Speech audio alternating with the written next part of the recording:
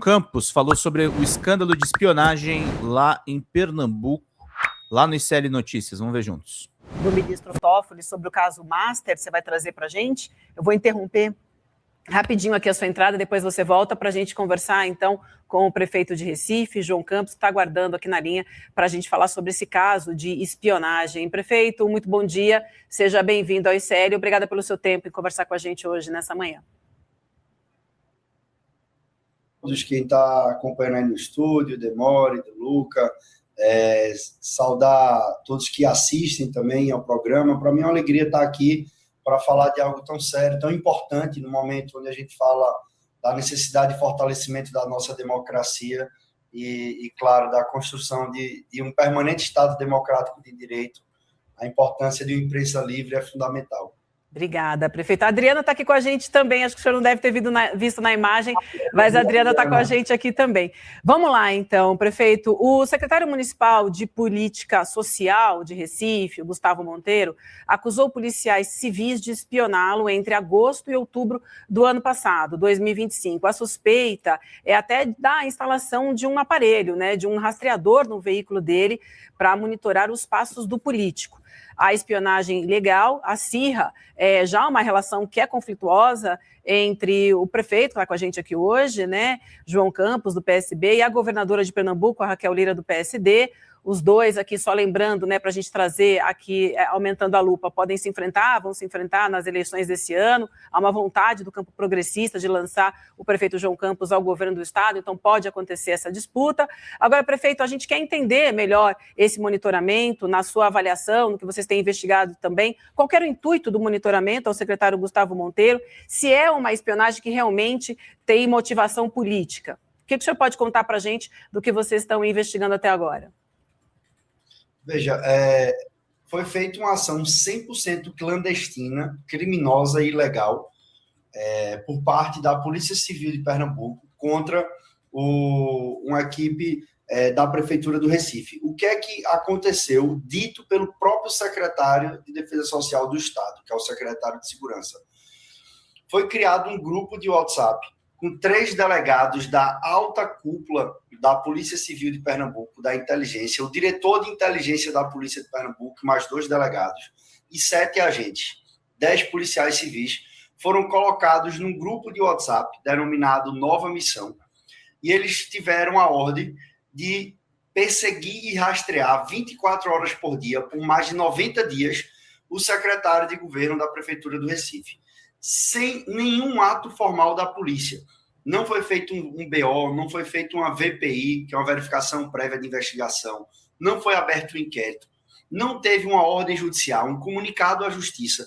Foi comprado um rastreador, um AirTag, na Shopee, na internet, instalado no carro oficial da prefeitura pelos policiais de forma clandestina e criminosa, e passaram 90 dias rastreando 24 horas por dia e com 10 policiais seguindo um secretário municipal. Não há um ato formal da polícia. Isso é um crime flagrante que foi feito. Foi reconhecido pela própria secretaria, e quando a imprensa denunciou isso que estava acontecendo, eles disseram que a investigação foi encerrada, que o secretário é inocente, que nada foi encontrado contra o secretário, que ele é inocente, mas que de fato foi feito. Agora, isso é criminoso e ilegal. Você imagina se o governo do presidente Lula determinasse que a Polícia Federal devia formar um grupo de WhatsApp com 3 delegados e 7 agentes, sem nenhum ato formal, e rastrear adversários políticos, colocar um rastreador num deputado federal, num governador de estado, e fazer isso de forma clandestina. Isso remete a tempos de chumbo, à ditadura. Quem tem práticas como essa, certo momento foi o DOI-CODE, é a Gestapo, é a política, é a polícia política de ditaduras autoritárias. Agora, num tempo democrático, você achar que isso é normal, isso é um crime, né? Então, além disso, foi denunciado outras violações que foram executadas e direcionamento em período eleitoral. Então, investigações que estavam arquivadas foram desarquivadas, despachos formais foram feitos por delegados superiores de outros casos, mandando reabrir investigação, porque tinha interesse eleitoral durante a minha reeleição aqui. Então, o fato é que uma instituição séria... Esse escândalo é grave, tá, gente? O secretário do João Campos foi espionado por policiais civis no Recife, tá? Tem um aparelhamento das polícias que é muito complicado, tá? É muito complicado. Gente, cadê o superchat? Tá tudo parado, turma. Vamos? A polícia de Pernambuco, ela está sendo manipulada por uma parte dessa instituição e tendo orientação política. E isso é inaceitável, porque hoje é contra mim, amanhã pode ser contra outra pessoa. Instituição de Estado não é para ter fins políticos. A política você combate num bom debate. Então, assim, você tem que ir para o campo das ideias, pelo arranjo partidário, pelas candidaturas que são postas. Você ganha ou perde uma eleição desse jeito. Agora, você apelar para a polícia, então eu vou tomar todas as medidas necessárias para que isso não se repita. Agora, prefeito, muito obrigado pela sua entrevista aqui na sexta-feira de manhã ao ICL. Esse caso, estudando o caso, ele é tão escandaloso que os próprios agentes ali nas conversas de WhatsApp comentam sobre a bateria desse tag que eles compraram na internet, né? E um deles lá fala, não, a bateria dura até 1 ano, segundo o manual, então a gente pode ficar, esse tempo pode ser o tempo de operação que não por acaso pegaria todo o período eleitoral, né, prefeito? Isso, eles se entregaram, né? Porque eles primeiro admitiram que é tudo verdade. Você imagina chamar a coletiva de imprensa, a secretaria, o chefe de polícia faz uma coletiva e confirma que o grupo é verdadeiro, existe, e sabe o que é que eles disseram? O alvo não eram as pessoas, o alvo era um carro. O nosso alvo é o carro, o nosso alvo é o carro. E a primeira imagem do grupo é a foto do secretário dizendo alvo. Então, assim, aí segundo ponto, eles disseram, era uma investigação prévia. Eu pergunto aqui, eu desafio, eu quero o BO, quero ver o BO, não tem BO. Eu quero o processo escrito no SPE, que é o Sistema da Polícia Civil, onde você cadastra tudo. Se você tiver um celular furtado no estado, você tem que cadastrar lá. Se você tiver, enfim, se você presenciar um ato criminoso, vai na delegacia, tem que registrar lá. Eu desafio a mostrarem qualquer ato formal, porque foi clandestino. E aí eles disseram, foi uma investigação prévia. Como é que é uma investigação prévia, sem nenhum ato formal? E logo no início do grupo, quando eles colocam um rastreador no carro, o delegado, chefe da inteligência do estado de Pernambuco, pergunta a um agente no grupo, quanto tempo dura a bateria? Aí um agente diz, aproximadamente 1 ano. Em setembro de 25, perguntou isso. Aí o outro delegado, que é o 02 dele, diz, ótimo, 1 ano é exatamente o período que deve durar a missão. Até setembro desse ano, que é a eleição. Então, tá na cara que é uma ação de arapongagem criminosa. Agora, nós vamos tomar todas as medidas, Demore, porque a gente não pode achar que isso é normal. Eu costumo usar uma expressão, a democracia, ela vem sofrendo arroubos, e existe um termo na engenharia que é a deformação plástica e a deformação elástica. A deformação elástica é quando você estica um elástico, que o elástico vai e volta, certo? Se você pegar um arame e você torcer ele não volta. Isso é uma deformação plástica. O que está acontecendo com a democracia mundo afora é uma deformação plástica. As pessoas estão achando que é normal, e entortando normal, e se a gente for normalizando isso, ela vai ficar troncha e ela não vai voltar ao normal. Então, nós não podemos achar que é normal que isso aconteça. Não é normal uma BIM paralela que foi criada, não é normal uma ação feita na Lava Jato, totalmente movida por fins políticos, inclusive internacionais, como não é normal uma polícia de nenhum estado fazer isso, construir uma Grampolândia, um império do grampo, isso não existe. Então, eu fiz questão de denunciar, botar a cara, e vou tomar as medidas. Agora, eu quero que todas as medidas que sejam tomadas e que eu vou tomar, que elas sejam da forma correta, porque eu não vou usar de uma arma que tentaram me ferir para ferir outra pessoa, não.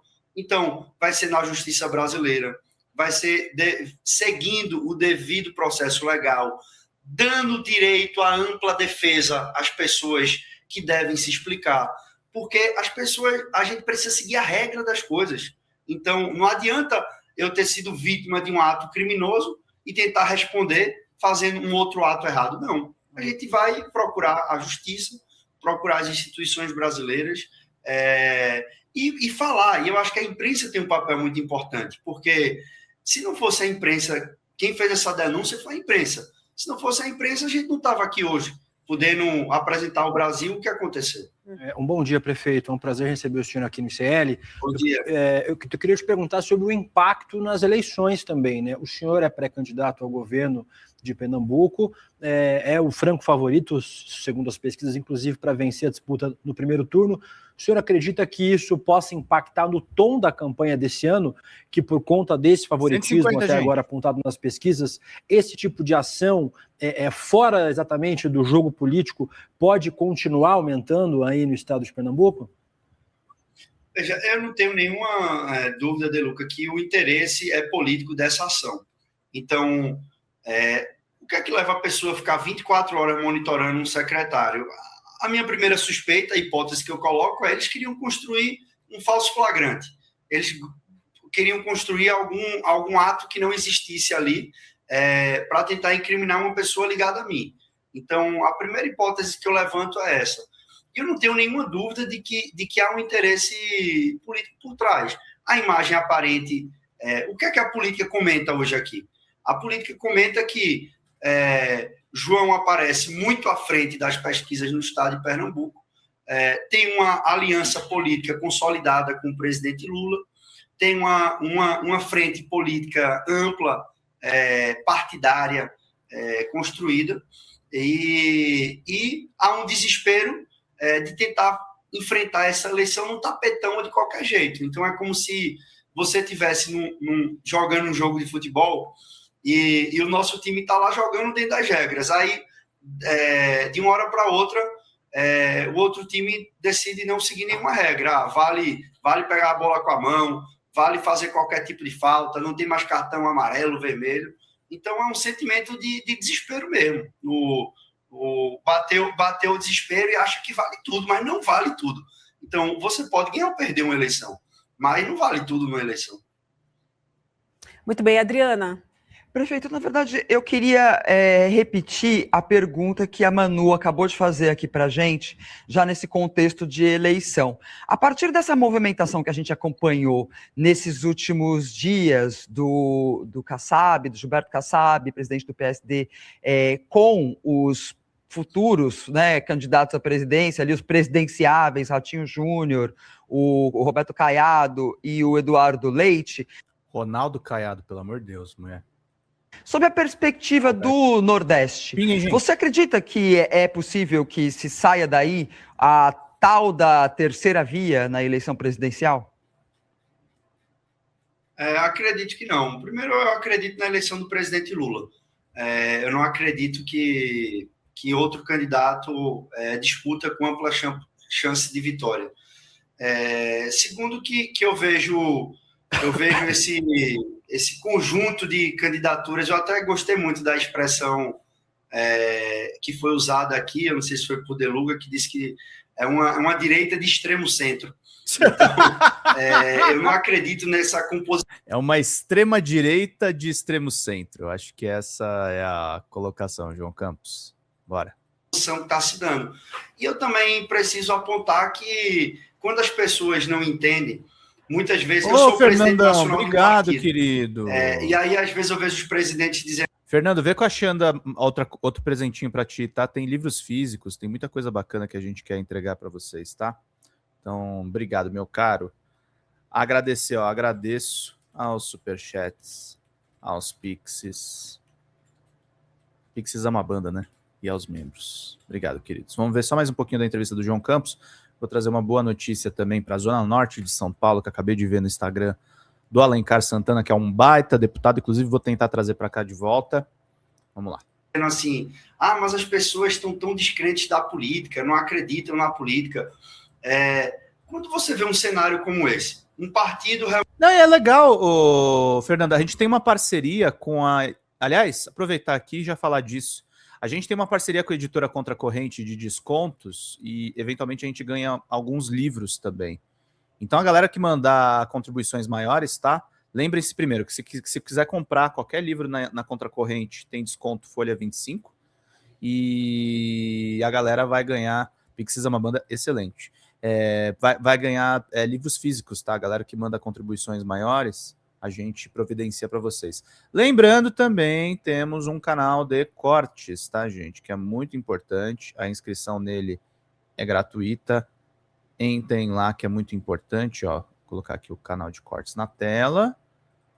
YouTube Cortes da Folha, tá, gente? Ó, joga aí que é muito importante. Se a gente bater 1.000 inscritos, a gente monetiza esse canal super bacana. É um prazer te ajudar, Fernando. Você é um querido amigo e a gente sempre quer estar contigo. Vai ganhar livro, vai ganhar um monte de coisa para poder seguir. Agradecendo todo mundo. Vamos voltar para o João Campos e aí eu vou trazer um short legal. Vamos lá, queridos. Une 3 candidatos, pré-candidatos à presidência, certo? Como é o caso do PSD. 3 candidaturas que se colocam à presidência da República. Esse mesmo partido tem 3 ministérios no governo Lula. Esse mesmo partido está junto de Kassab e tem os candidatos, está junto de Tarcísio, defendendo que Tarcísio deve ser o candidato, e tem outros 3 candidatos fazendo um jogo completamente submisso ao bolsonarismo e ao Bolsonaro. Como é que você quer que o eleitor tenha respeito por isso? Entendeu? Que olhe assim e diga, meu Deus, de fato, esse ambiente parece muito sério. Então, esse excesso de fisiologismo e de pragmatismo, ele custa um preço que é a coerência. Fique incoerente. Você tentar explicar o inexplicável. E isso traz um peso muito ruim para a política como um todo, porque é esse tipo de ato que faz com que figuras com viés autoritária tenham crescidos, porque você olha um Donald Trump da vida, que eu discordo de praticamente tudo que ele fala, mas quando ele fala essas coisas completamente fora do tom que ele fala, o cidadão que está vendo ali diz, esse cara pelo menos diz o que pensa. Então, a política precisa ter muito cuidado para tentar voltar a andar numa linha de coerência. E esse movimento que foi feito, ele é completamente incoerente. Você ter 3 candidatos à presidência, ficar submisso ao Bolsonaro e estar ocupando diversos espaços no governo Lula. Fala, galera da Folha TV, não se esquece de se inscrever aqui no nosso canal para assistir programas como Folha Notícias Manhã, Folha Notícias Noite, o nosso Folha Entrevista e o nosso Barzinho das Meninas. Muitas coisas bacanas a gente acompanha por aqui e a gente precisa muito, muito do apoio de vocês para nosso trabalho jornalístico, investigativo, de curadoria de conteúdo, com vocês ajudando no nosso Pix, folhademocrata@gmail.com, ou mandando superchats, valeu demais, e os recursos financeiros, tornando-se membro do nosso canal, no nosso curso de jornalismo básico, para você ficar muito bem informado a respeito de tudo. Queridos e queridas, muito obrigado pela presença de todos vocês. Vida longa e próspera. Cuidem-se, cuidem dos seus e não esquece de se inscrever aqui na Folha TV. Até mais!